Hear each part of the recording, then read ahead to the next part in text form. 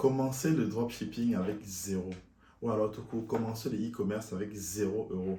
Oui, ça c'est la promesse de nombreux vendeurs de formations sur Internet.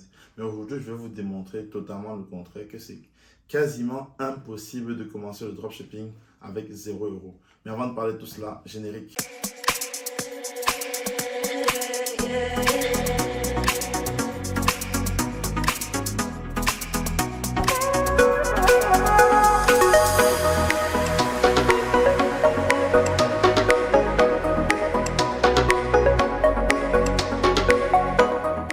Hello les amis, j'espère que vous allez bien. Bienvenue sur Un jour un métier. Je suis Herman Kuaté. Ici, on parle d'orientation, de reconversion, de digital. Bref, on parle de tout ce qui est lié à l'épanouissement de la jeunesse en général. Pensez à vous abonner, à activer la cloche de notification, à regarder la vidéo jusqu'au bout et puis à partager naturellement avec les personnes qui, selon vous, pourraient être intéressées. Donc, comme je disais tantôt en introduction, il y a énormément de formateurs aujourd'hui chez la toile qui essayent de vous dire que oui, ils sont partis de zéro et aujourd'hui ils sont millionnaires en euros et je ne sais trop quoi. Alors qu'en réalité, leur premier business, leur business principal, ce n'est pas le e-commerce, mais c'est plutôt la vente de formation. J'invite vraiment, en tout cas tous ceux qui suivent mes vidéos, tous ceux qui suivent mon contenu depuis pas mal de temps, à ne pas tomber dans ce piège-là. Ces personnes sont des vendeurs de formation. Pour la plupart, ils sont là pour vous apprendre afin de faire de l'argent sur le peu qui vous reste. Donc, leur business à eux, ce n'est même pas le e-commerce en réalité. Parfois, ils ont des résultats, certes, mais pas suffisamment de résultats. En tout cas, pas autant qu'ils en vendent. Et derrière ça, ils essayent de vous attirer en vous disant que oui, le e-commerce, c'est facile, tout le monde peut y aller avec 0 euros. Aujourd'hui, je suis devenu millionnaire. C'est faux. Et je vais vous dire pourquoi. Mais avant de vous dire pourquoi, je viens pour vous dire comment j'ai pu avoir ce genre de retour-là. En réalité, en 2019, je faisais du dropshipping, je faisais du e-commerce. D'ailleurs, j'avais créé, je me rappelle, une de mes boutiques qui avait le plus marché, vraiment le plus marché, m'avait rapporté près de 2000 euros, où je vendais des essuie-glaces sur le marché canadien. C'était très drôle parce que finalement, on se rend compte que dans le monde du e-commerce, on ne va pas forcément vendre quelque chose par affinité ou vendre quelque chose parce qu'on y croit ou pas, ou quoi que ce soit d'ailleurs. Parce qu'au final, je vendais des produits pour des pare-brises. C'était une espèce de colle transparente comme ça. Que finalement, je ne sais même pas en réalité si ce produit fonctionnait ou pas dans la vraie vie. Est-ce que ça résolvait le problème ou pas? Mais en tout cas, pour des personnes qui avaient des fissures sur leur pare-brise, c'était le produit à la mode en ce moment-là.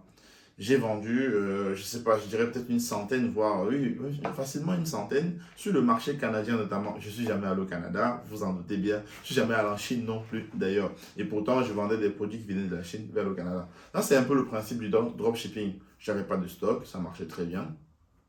Sauf que rapidement, je suis arrivé à une phase où j'avais un problème. C'est-à-dire que la scalabilité ne pouvait plus fonctionner. Pourquoi? Déjà, la scalabilité, c'est quoi? C'est le fait de pouvoir multiplier, augmenter un facteur à gauche et ça double également sur les résultats. Scaler en gros, vraiment, scale si vous voulez, monter à l'échelle, voilà, passage à l'échelle si vous voulez, c'est exactement ça l'explication. Et donc, je suis arrivé à une phase où je ne pouvais pas scale mon business parce que euh, Stripe, pour ceux qui, bon, je vais un peu expliquer vite fait le principe du dropshipping, c'est que vous avez une boutique sur laquelle vous prenez des produits chez un fournisseur généralement chinois parce que c'est l'usine du monde, pas parce qu'il y a un problème de qualité ou quoi que ce soit, mais uniquement parce que la Chine est l'usine du monde. Même si aujourd'hui on se rend compte qu'il y a certains pays de l'Est, il y a la Turquie, il y a la Thaïlande, et voilà, il y a pas mal de pays aujourd'hui qui sont des alternatives, mais à la base c'était la Chine et rien que la Chine. Donc, quand on prend un produit en Chine, on va venir le cataloguer sur notre boutique et on a mis en place des systèmes de paiement. Ces systèmes de paiement fonctionnent notamment via Stripe ou encore PayPal qui sont des fournisseurs en ligne, mais généralement Stripe c'est pour les cartes bancaires et PayPal naturellement c'est un système de paiement, du moins une alternative à la carte bancaire. Et donc, quand on paye par exemple sur Stripe, qu'est-ce qui se passe? Stripe va récupérer l'argent dans son espace et il va faire mouliner, entre guillemets, traiter, se rassurer de la transaction, s'il n'y a pas de fraude et tout. Et ensuite, il va vous le reverser dans 7 jours, 7 jours après. Alors aujourd'hui, il se pourrait que ce délai-là a un peu diminué. Et pour les petits comptes, quand on vient de commencer ce Stripe, il y a un délai. Ça peut être 5 jours, 7 jours, mais à l'époque, en tout cas en 2019, il y avait 7 jours exactement. Quand on a par exemple un budget comme moi, en l'occurrence, mon budget de départ était à peu près de 3000 euros, mais que dans les 3000 euros, j'ai investi près de 2000 euros dans la formation. Donc, je me suis resté avec à peu près 1000 euros. Le souci, c'est quoi? C'est que quand on a 1000 euros on va dire 1000 euros qui nous restent, On crée la boutique, on a ces petits abonnements. Encore, ça va, on a des petits plugins qu'on va acheter, des templates et tout, pour avoir une bonne boutique. Ça va, ça coûte pas très cher. Mais le souci qui arrive rapidement, c'est que on met des produits à la disposition dans la boutique, les clients commandent le produit, on voit bien qu'ils sont payés, mais nous, en revanche, pour que nous, on puisse, pour que le client puisse recevoir le produit, il faut que nous, on paye le produit. Sauf que nous, on voit que le client a payé, mais l'argent est encore chez Stripe. Donc, littéralement, notre argent, on ne l'a pas, il est sur Stripe. Et en revanche, pour que le client, le circuit de livraison au client puisse arriver, il va falloir impérativement que nous, on aille acheter le produit. Ça, c'est le premier aspect où déjà on se rend compte que notre argent n'est plus entre nos mains. C'est-à-dire qu'on doit d'abord payer avant de recevoir l'argent. C'est le premier aspect. Donc, il faut déjà avoir du cash. Le deuxième aspect, c'est que pour que les gens puissent retrouver votre boutique, il va falloir faire de la publicité. Faire de la publicité, ça veut dire avoir des influenceurs qu'on a payés ou alors payer sur Facebook Ads. Moi, en l'occurrence, à l'époque, je passais par Facebook Ads qui fonctionne plutôt très bien. D'ailleurs, je vous le conseille. Il y a énormément de vidéos là-dessus. Et si vous y intéressez, on pourra faire une vidéo un peu plus poussée sur Facebook que je vous explique. J'explique pas mal d'astuces qui pourraient vous aider dans votre démarche de e-commerce. Et donc, moi, je payais la publicité sur Facebook, qui ramenait des personnes sur mon site, qui eux commandaient et que je devais aller encore payer le produit avant que 7 jours après, cet argent revienne sur mon compte. Donc rapidement, je me suis retrouvé où j'ai payé Facebook, j'ai payé le produit, mais l'argent n'est pas encore revenu. Or, cet argent-là qui permettait de faire tourner la publicité continuellement, à un moment donné, arrive à épuisement. Sauf qu'il n'avait pas encore fait 7 jours. Parce que ce que les gens ne savent pas, c'est que sur Facebook, quand l'algorithme commence à réellement pousser les gens vers votre boutique, c'est vraiment pas le moment d'arrêter la publicité, c'est vrai. Surtout pas le moment, les experts vous le diront, parce que l'algorithme, généralement, parfois, il peut prendre 2 à 3 jours à démarrer, mais quand il a bien pris, je peux vous dire que il ne faut surtout pas arrêter la publicité. Mais moi, j'étais dans une phase où je dois faire arriver les gens sur la boutique et je dois acheter les produits pour que ça déclenche leur livraison, pour que ça retarde le moins possible leur livraison. Résultat de course, je n'ai plus d'argent. Mon argent est là, j'ai vendu, mais c'est sur Stripe, il faut attendre 7 jours. C'est comme ça que mon business est mort. Quand j'ai même récupéré l'argent que j'avais vendu finalement, l'algorithme était déjà refroidi, comme on dit dans le jargon e-commerce. L'algorithme avait complètement refroidi, donc je ne pouvais plus. Donc pour revenir un peu justement au e-commerce, par rapport à ce que les gens disent aujourd'hui sur Internet, ils disent que oui, on peut commencer le e-commerce avec 0 €, notamment en faisant, dans un premier temps, on crée un site simple, on le partage un peu de partout, avec les personnes qui vont commencer à commander tranquillement.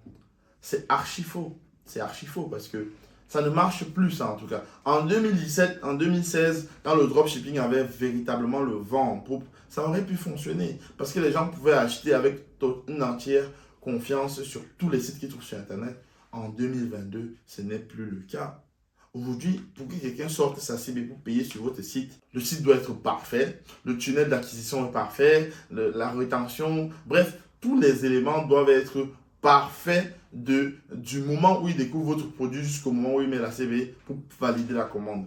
Et pour que tout ce maillon-là soit complet et très bien fait, il va falloir dépenser beaucoup d'argent. D'abord, il faut se former afin de comprendre véritablement comment fonctionne tout ce qui est stratégie marketing, tout ce qui est offre commerciale. L'idée étant de pouvoir proposer quelque chose de pertinent afin que l'on puisse potentiellement se retrouver avec une réponse à un besoin réel pour un potentiel client. Une fois qu'on est bien formé, qu'on a compris les rouages, savoir que la plateforme également qui propose, en tout cas la plateforme qui aujourd'hui accompagne les e-commerçants, la plus répandue du moins, a un abonnement mensuel qu'il faut payer. Même si le coût n'est pas important, c'est tout de même à prendre en compte, les plugins et autres. Ensuite, savoir que si on veut avoir un site véritablement professionnel et concurrentiel sur le marché pour pouvoir se démarquer et se différencier des autres, il va falloir également payer un professionnel pour cela. Parce qu'en 2022, on ne peut plus s'improviser créateur de site internet et en même temps être e-commerçant. Enfin, ça demande une réelle compétence. Si on veut avoir un site internet qui est rapide,